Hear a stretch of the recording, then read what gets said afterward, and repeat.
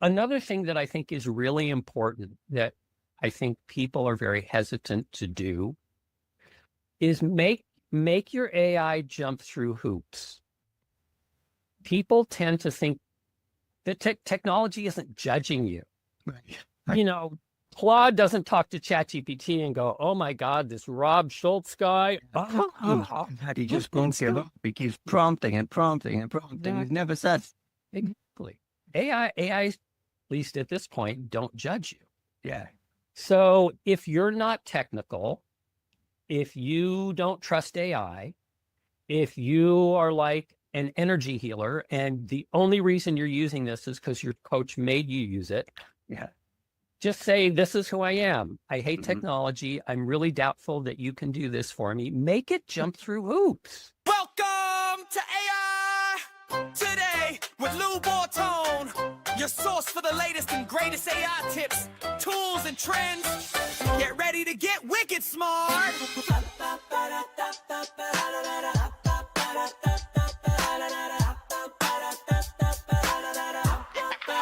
Here's Lou Bortone.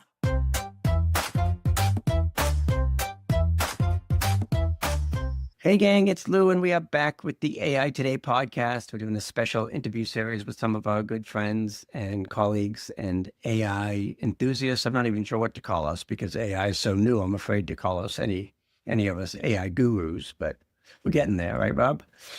Well, we're figuring it out. We're and pretending as we go, which is usually the best way.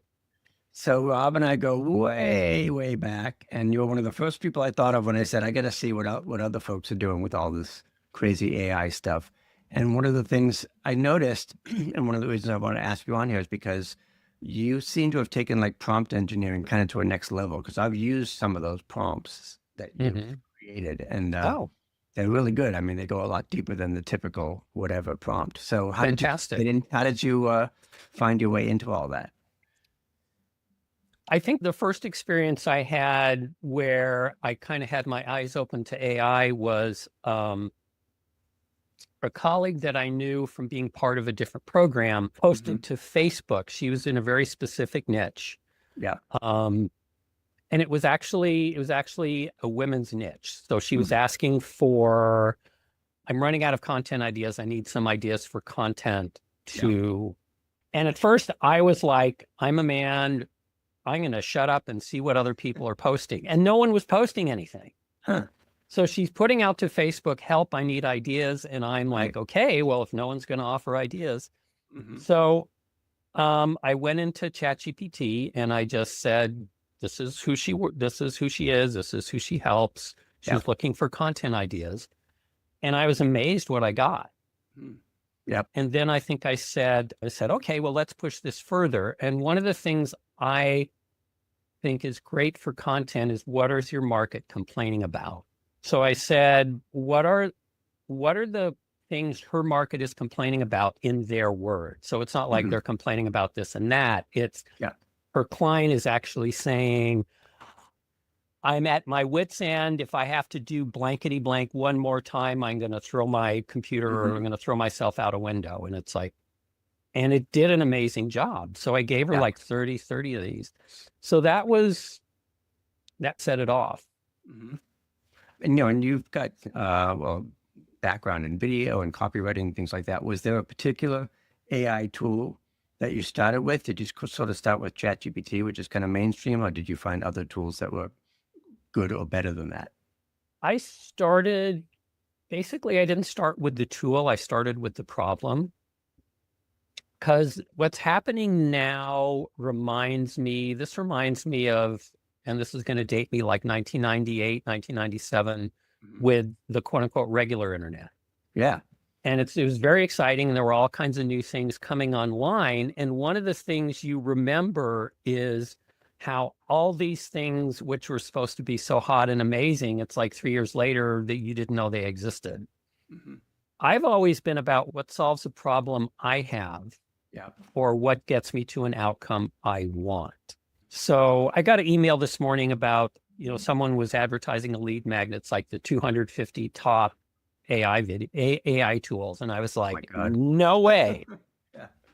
And another email came into my box from Social Media Examiner where they were interviewing a guy. These are the top 7 tools which changed my business. And I signed up for that.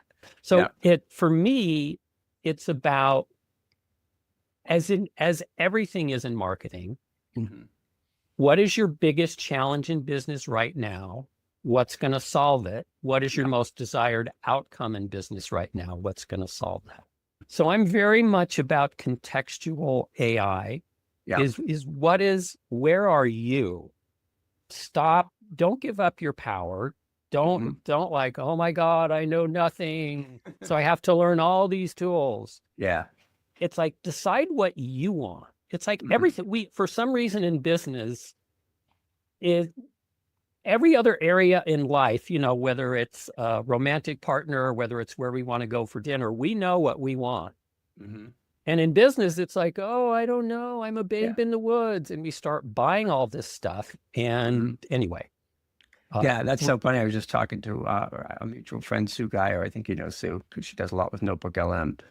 And we were just like, sort of complaining about the AppSumo thing that we've both bought so much stuff that we don't use. Yeah, I've been down that too. But the idea of approaching it from like, okay, what's the problem or challenge, rather than saying, because sometimes I'm like, oh, here's a new AI tool. How can I use it? Which is totally backwards. It's like, well, if it doesn't solve a specific problem, even with the ChatGPTs and stuff, it's like, how many LLMs do we actually need? There's so many. Correct. Speaking of which, do you have a go-to or a favorite that you use in terms of just general AI stuff? I've been using ChatGPT a lot. For a while, I was using Claude because I think Claude writes better. But I've gotten ChatGPT to get my voice. And one of the things I did, there's one of the things you remarked on was prompting. Right. And, I've created some prompts and you've run them and they work really well for you. And one of the things I try to do with prompts is I don't try to nail it. Number one, I go into depth. Number two, I don't try to nail it on the first go-to. So one of the things I did was I had a job, just to put this in context and give people a little story, of converting like a video of the transcript of someone giving a talk into a book chapter. Oh, right. And so, because they were trying to automate the process. So the first step is I took the transcript and I said, describe the style of this presentation. And I think I gave it like 7 or 8 specifics: the voice, the point of view, the emotion, the tone, etc. And so ChatGPT gave me this long, like 7 paragraphs, which was entirely accurate, but you can't use that. Right. So then I said, take this description and turn it into a shorter prompt that I can use with you that will allow you to recreate their voice in anything they write. And so I did the long thing first. I gave up on trying to be Mr. Brilliant. And I said, I don't have a clue. So give me the long version and then give me the Cliff Notes version that I can use in a prompt. A lot of what I try to do when I'm prompting is not try to be the smart guy. In fact, a lot of what I've been doing lately is I've been asking ChatGPT to write the prompt. I'll give it, this is what I want it to do. This is what the input needs to be. You write the prompt so you can give me the result that I want. Yeah, that makes sense. Yeah. Because I think a lot of us, myself included, have gotten a little bit lazy about it's like we expect the miracle on the first try. And I was watching, I think it was a Beatles anthology thing, and somewhere along the line, they're like, oh, this is While My Guitar Gently Weeps, take 48. I'm like, oh my God, they took 48 tries while they were doing the song. We can at least do 3 or 4 prompts and not settle for the second one that we get. So yeah, I like the fact of going deeper and sort of pushing it. I also heard this story of Paul McCartney talking about writing Yesterday. And the original, he didn't use Yesterday. He didn't know what the lyric was going to be. So it was like scrambled eggs. It was scrambled eggs or something like that.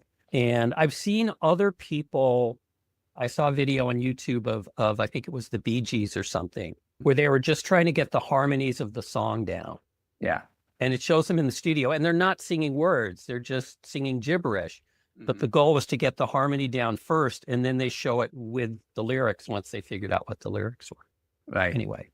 Yeah, I know people just, and we're so spoiled now. It's just like, well, I'm just going to ask ChatGPT, and if I don't get it on the first answer, like I push back and fight with it. And Claude's really good about starting to talk back to you the way you talk to it. I've noticed lately, which if you curse a lot like me is not necessarily a good thing, because I'm like, wow, Claude could curse back at me. I'm amazed, but there it is. So yeah. So you mentioned also there's like a gazillion tools. I have sort of like stopped, I've given up on trying to keep up with everything. Like you said, there was an article. I saw something on the LinkedIn about the 80 must have. I'm like, 80 must have? Are you kidding me? So people are a little overwhelmed. How would you recommend that if somebody's just kind of dipping their toes in the water, they get started with it? Again, I'd go back to what problem do you want to solve? I'll give you an example. One of the things I'm personally looking at now, I'll give 2 stories. Yeah. I'm looking at now is I like creating visual content. I'm a good writer, but I like expressing ideas visually. Yeah. So I'm looking for the tool that will allow you to, will allow you to create a carousel or even like a video. Yeah. And you'll, record a 45-second video, and it will not splice in typical stock footage, which is, B-roll, right, which is what we call it. But it'll be really compelling. It'll be visual. And I haven't found it yet, but it's like we're getting closer. Yeah. And so that's one thing that I'm looking at. The other thing is years ago, I did, right when I was starting off, like this is when we were doing that video profit pipeline course together. Yeah. I did something for Suzanne Evans called the Movement Marketing Movie. And this was 15 years ago. So at that time, it was like a slideshow with evocative music and words fading up and off on screen and slides, fading in and off. I don't know. And this is also going to date me. There used to be a guy named Scott Stratton. Oh, yeah. Who used to do that and charge people a lot of money to create these kind of viral slide. Yeah. Unmarketing, correct. Viral slideshows. So I had the intention of as I'm seeing AI visuals come along and going, I wonder if there's a way to be able to do that with video. And I stumbled on a tool which is really designed to create like children's videos. Although they've since now integrated a lot of more realistic models.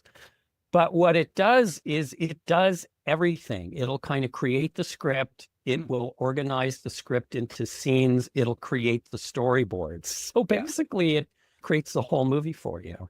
Wow. And I just kind of went, whoa. And so basically what I did is I created the story in ChatGPT, because ChatGPT is very good with stories. And it's really hard to create a story that lasts 2 to 2.5 minutes, because that's what the attention span of our audience is, but has character and has a problem and has, all the things that typical story you do your structure hero's has. journey in 2 minutes. Is that correct? Yeah, exactly. And so ChatGPT did that, and then you insert it into this program, and it gets it about 60% of the way there. Yeah. But, I was looking for something specific, and I think that's the key to choosing your tool. Now, to drill down a little bit more for me personally, is I'm big on messaging. So the tools that I'm looking for tend to be more about messaging. And I've figured out a way to get ChatGPT to get close to my voice. In fact, it's interesting. In the last 6 months, I think I've had people are always complaining, AI, it doesn't match my voice. I know when people are writing AI, and so complain. So true story, the last 2 times someone has complimented me on a subject line, Mm-hmm. like it's saying, "Oh, this is a great subject line. You always do," or the copy in a blog post. The subject line was written by AI, and the blog post was like 75% was written by AI. Mm-hmm. So I'm looking for tools that are going to get me the results that I already want. And so for me, I figured out how to make that happen with ChatGPT. Cool. And for visuals, basically, I have a membership to one of these all-in-ones. It's called Free Pick. Mm-hmm. And you can basically get any model you want from that. Right. Another Wow. tip, another thing that I've used a lot is I will invest in a tool for 1 month to see if it does what I need it to do. Yeah. And, you know, with, oh my God, all these tools, you don't have to subscribe. You can sign up for a month, and it Yeah. might be $10 or $15 more a month. And you just put on your calendar when it's going to renew. Yeah. And you can just, you use it once, it works, and you either like it and you go, great, subscribe me for a year, Yeah. or continue to subscribe, or you can just eliminate the unsubscribe from it and it won't charge you. Yeah. But another thing that I really think is helpful. So I'm using ChatGPT now. I'm using Free Pick. Are you doing custom GPTs as well to get your voice? I am. I'm using custom GPTs. One of the things I'm using to generate these little 2.5 minute, what did you call it, Hero's Journey? Yeah. Yes. Star Wars in 2.5 minutes. Yeah. Is I have a GPT, and it takes a long time to work them out. Yeah. Because you're basically, but once it works it out, it's done, and you can just reuse it and reuse it. Yeah. So another thing that I think is really important that I think people are very hesitant to do is make your AI jump through hoops. People tend to think that technology isn't judging you. Right. You know, Claude doesn't talk to ChatGPT and go, "Oh my God, this Rob Schultz guy." How do you just won't give up? He keeps prompting and prompting and prompting. He's never says. Exactly. AI, at least at this point, don't judge you. Yeah. So if you're not technical, if you don't trust AI, if you are like an energy healer and the only reason you're using this is because your coach made you use it, just say, "This is who I am. I hate technology. I'm really doubtful that you can do this for me." Make it jump through hoops. Yeah. Yeah. And it'll jump through them. Right. I mean, when I was in biz and I had interns, I would feel bad about asking them to do something the third or fourth time because they didn't get it right. And oftentimes I'd just give up. And I tend to even do that with like, oh, if Claude didn't get it by the fourth or fifth round, maybe I should. No, don't give up. They don't care. It's not like it's going to say, no, you've used your quota of. I mean, I have run out tokens in certain things by pushing it too much, but for the most part, you can just keep going until you get what you need. Yeah, it's not going to trash post you on Instagram because you're pushing it too hard. But just make it like do the impossible. I have no budget for ads. I have no existing audience. I need to make $25,000 in the next 3 months. Give me a step-by-step plan that doesn't involve this, doesn't involve this. Make doesn't it involve a liquor store. Yeah. Preferably nothing illegal, but correct. And see what it comes up with. Yeah. It's so funny because I know you came from film background and special effects and stuff like that. And we've come a long way from our jib jab days that we used to do back in the day. But do you have any concerns? I mean, you're in Hollywood and you came from that world. So I know some folks in La La Land are freaking out about like, oh my God, this is going to take all of our jobs and we don't need, we don't need 3D experts anymore or whatever. I think that's been happening for a long time. Like, just to give you perspective, the audience may not know, I used to do visual effects. I did them for about 7 years, a long time ago. Yeah. And I could see that aside, either people were starting their own little visual effects shop, to do television. Yeah. Or for motion pictures, a lot of it was going overseas. Like at that time, it was Lord of the Rings, all done in New Zealand. a lot of overseas stuff. Sony ImageWorks was, I think, moving to New Mexico. Wow. And I was just seeing a lot of people were very nomadic. They would find jobs in LA and then, oh, George Lucas is hiring, and they'd move up to the Bay Area and then they'd move overseas, which is awesome if you're 27. It's very adventurous. You get to see the world and get paid well for it. But I was not there. I was not 27. So I kind of saw that along. What's happening now was just a progression of the other thing is I don't like spending. I mean, when I was doing visual effects, there was one shot that we literally spent like 4 to 6 months on. Oh my God. Yeah. It was a complex shot. It was a gory shot, and we worked on it, and then it was too gory because it was going to get the film an X rating. Yeah. Oh my God. Which is kind of funny because I can't. Yeah. Anything is gory in a movie, I do this and I can't watch, so I get the goriest scene in the movie. But it's a visual effect, so it's fake. So and how many seconds would that represent on the screen? 3. 3 seconds. But it was so technically difficult, and I'm not going to go into describing, but it was very technically difficult. And then they did it, and then, oh no, we have to revise the whole thing to make it less gory. And so it was basically, anyway. And I'm just like, no. I'm, back before I did visual effects, I was in architecture. And I remember when computers got into architecture, all the architects were, no, we're not purists. We have to draw everything. And it's like, I hate drawing toilets.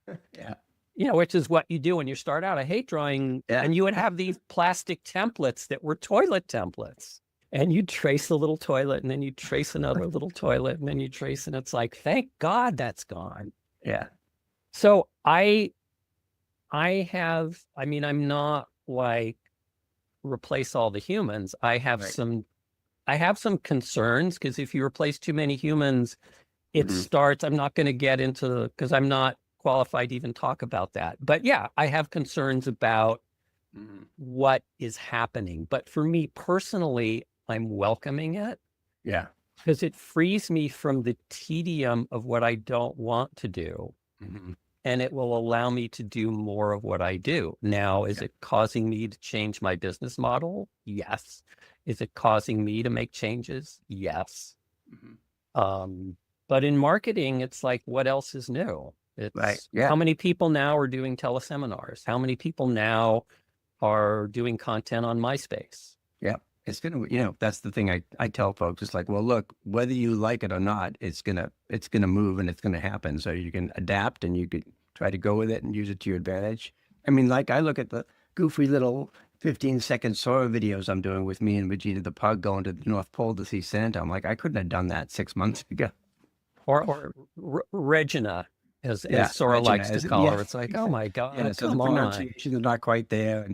And I have to go to my wife and say, am I really this fat as Sora is making me? Yes, exactly.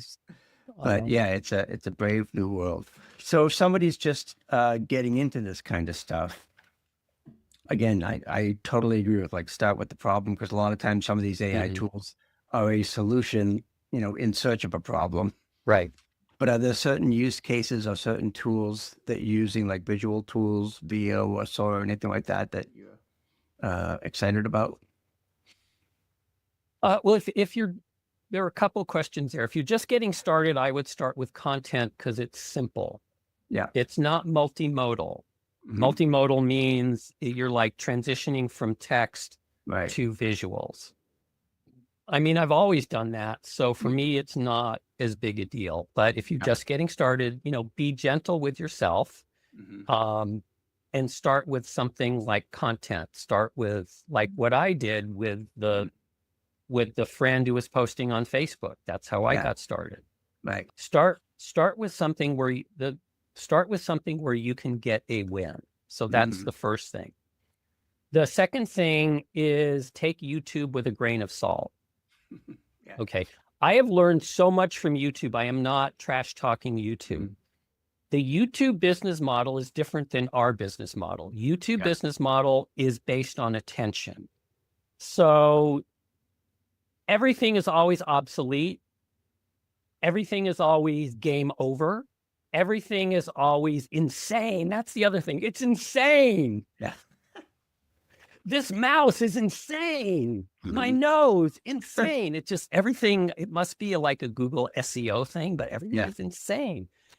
And you just have to calm down and realize that's how they get paid. They get paid by people viewing their stuff. And yes, there's a lot that's changing. Don't get caught up in this feeling that if I'm not completely up to date on every single tool, I'm in the dumper. Yeah. So that's the other thing. Be very, with YouTube, I say, is this going to help me? No. Does this feel like, do I need to know how to use, Nano Banana, this visual model to create, fashion design and commercials? No, I don't. So, well, if it's game changing, awesome. It'll be game changing for someone else. Yeah. The visual stuff the best visual stuff tends to be expensive. If I'm doing something that's mission critical, I don't mind spending a lot of money on it. I don't necessarily want to use VO3 constantly to just play with. Right. So the other thing is you can find models to use that will do a more than adequate job affordably. One of the things I do a lot of work for Suzanne Evans. I coach some of her people in her programs. And she has a big event that she does twice a year called Captivate. Yep. So I created this was not external, because Suzanne is the face of the business, and no, I don't want to mess with that. This was internal because her clients know me because a lot of them work with me. So I just created a little ad, and basically I started with a headshot of me, basically from like the chest up. I extended that down so it would include like down to my legs. And then I just used that as source material to create videos from. So I had a shot of me walking in the park, a shot of me two shots of me sitting in a hotel lobby, a shot of me in a coffee bar, a shot, in a flannel shirt with a baseball cap, a shot of me in a bar with a mug of beer, in a flannel shirt and a baseball cap, a copy of an image of me clipping a bonsai tree. I don't know. I just thought that would be interesting to have me talk about. Anyway, and a shot of me on a stage with seats behind me. And it's recognizable as me. It made me look much better than I look, which was great. And it all came out of one photo, and it didn't cost me an arm and a leg, because I used, I think a lot of the C Dream and C Dance are good models that you don't have to spend an arm and a leg on.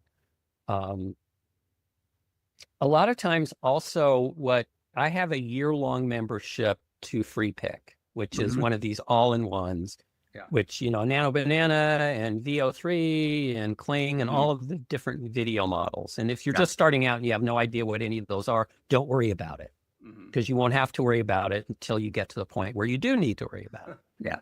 But the other thing is a lot of these all-in-ones will actually have, basically what you do is whether it's every month or if you buy an annual membership, you have like a certain amount of credits that you use. And for every shot you create, it's like you take some credits out of the credit bank.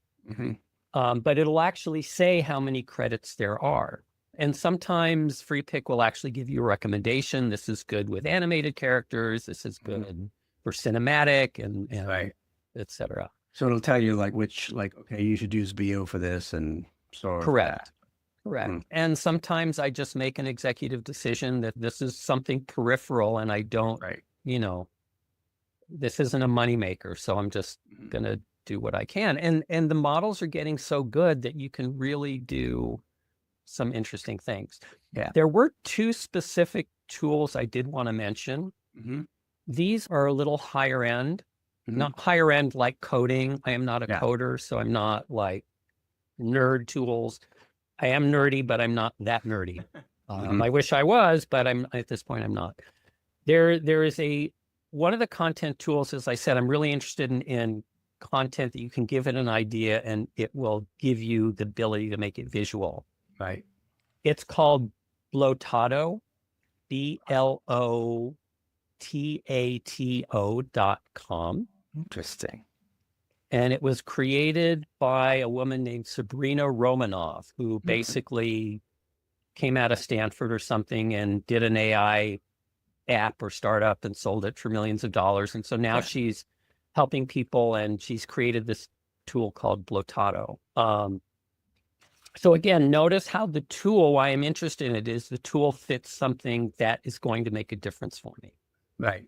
Yep. The other interesting tool, and I would, if you're a beginner, I would not recommend starting with this because it has no monthly. It only has an annual membership. It's called Poppy. That keeps Poppy. Yeah. Yeah.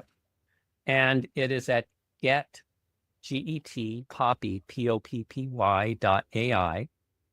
I make no money at all from this. Is not, obviously it's not an affiliate link, because if it was an affiliate link, I'd still be giving you the link. What that is it allows you to combine different sources of information. And do it visually. So I can import a bunch of YouTube videos or give links to a bunch of YouTube videos. I can upload a bunch of my stuff, and then I can actually prompt based on that source material. Oh, interesting. A little bit like Notebook LM, where it's limited to the sources that you give it. Correct.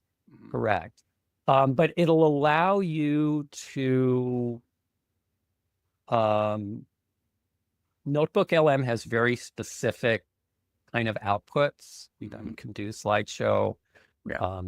Notebook LM is also getting more visual. So I've suddenly gotten a lot more interested in that as well. Yeah. Because it can do infographics and slide decks. The video that I made a video the other day based on a PowerPoint that I did. I was surprised how good it was. So it'll allow you to, and then it'll allow you to prompt based on that source material. Cool. That's awesome. So you could, if you could, like Facebook ads, let's say for one of the things people using your Facebook ads are taking screen grabs of Facebook ads, and they're using that as source material. And, first they're having it analyze what made these Facebook ads successful, and then say, this is my product, this is my audience. Can you use what you just told me to make this Facebook ad successful? And it's working for people. So that's amazing. Crazy. So that's awesome. There's one other interesting, this is just totally off base and totally weird. There's a woman named Kelly Besh. Kelly is spelled Kelly, Kelly. Besh is Boesch. She has created a YouTube following, which is now approaching 120,000 subscribers. Wow. Doing these quirky videos. It's very artsy. So if you're not into artsy stuff, you probably won't like her stuff.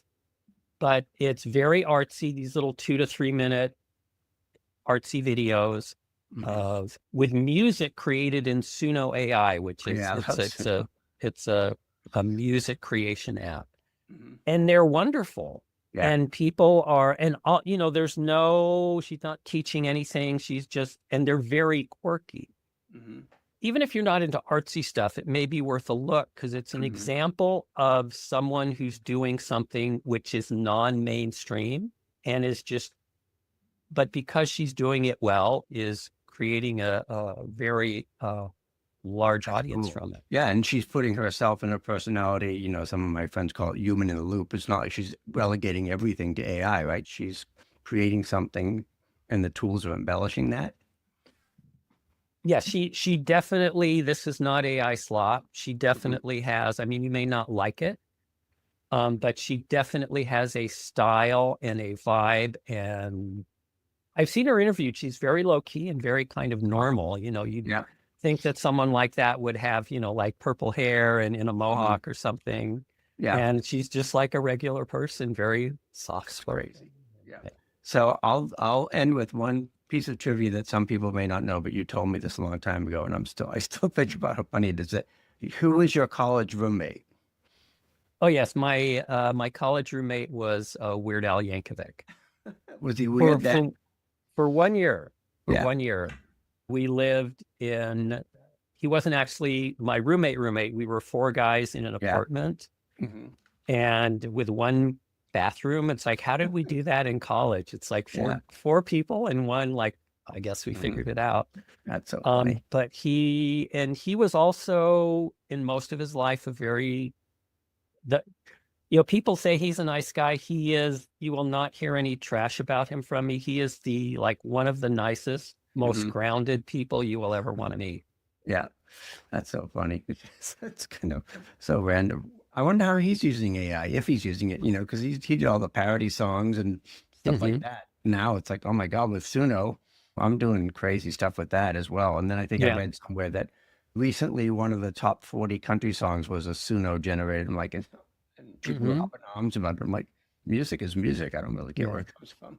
So, And one final thing about AI, if you're kind of afraid of it, is if you go back through history every time, and again, I am not saying that we shouldn't look at it. I'm not like, oh yes, just headlong into AI. There are things which are concerning, right? And which this is not a sociological podcast, so we won't go into that. But for your personal use, because this is happening, and whether you use it personally or not is not going to generally impact how fast it gets deployed. Yeah. So basically, at every point in society, there have been these inflections that have made people go, oh, this is the end of the world. And AI it's a totally different scale and it affects everything. But, because I was in visual effects, I remember when Photoshop came out and there was a lot of Photoshop slop, just like there are people who would just paste together different photographs, no rhyme or reason, no cohesiveness. And how dare you use Comic Sans in this ad? Right. It was a little scary. I mean, it was, quite honestly, the AI slop looks good compared to the Photoshop slop. And now Photoshop is standard. Bob Dylan, when he was a folk guy, and then he started using electric guitars, and it's like, oh my God, terrible. This is no. Synthesizers. I remember, the Queen albums, they would have a little thing that said no synths. Yeah. We're not doing, and I'm not criticizing Queen. I love Queen, but it's like at every stage, there has been something that said, you shouldn't be using this. So whether it's a danger to society or not, that's an open question that we're not going to answer here. I'm just saying that you should not allow, especially if you're a beginner, you should not allow the fact that this is unusual or different to keep you from going into it, because this has happened in the past. As far as individual use goes, and people generally find a way to make it work in a way that is digestible. It is a crazy new world, and it's never a dull moment. So I always love it is never a dull moment. Always good to talk with you. Where can people find you if they want to connect or see some of the cool prompts you're doing? Yeah, you can go to itsprofitseduction.com. One of the things I wanted to mention was, and this basically also goes into the idea of solving problems with AI. Yeah. I've always had a free gift based on finding high-end clients. Yep. And last year, towards the end of last year, I updated it to include 5 AI prompts. Because one of the things, we all want high-end clients, and it's like, we have no idea where to find them. And there's specific things you need to do, you can do to find them. Yeah. There are prompts that allow you to practice sales conversations with high-ticket clients using AI. Yeah. You can find different market sectors, high-ticket market sectors, because all of us are like, well, who do you help? I help coaches, consultants, it's the same thing. But you probably have skills that could also help someone else. You just don't know who that someone else is. Right. So it'll help you do that. And then it'll help you figure out, so now that I have these high-ticket market sectors, where do I find them? So that's at profitseduction.com/ the number 21 dash secrets. 21. So profitseduction.com//21-secrets. Cool. Yeah, I always love playing with those prompts, and you're coming up with great stuff as usual. So keep on creating, and I appreciate your time. Thanks again. All right, Lou, thanks for having me. Take care, everyone. Thank you.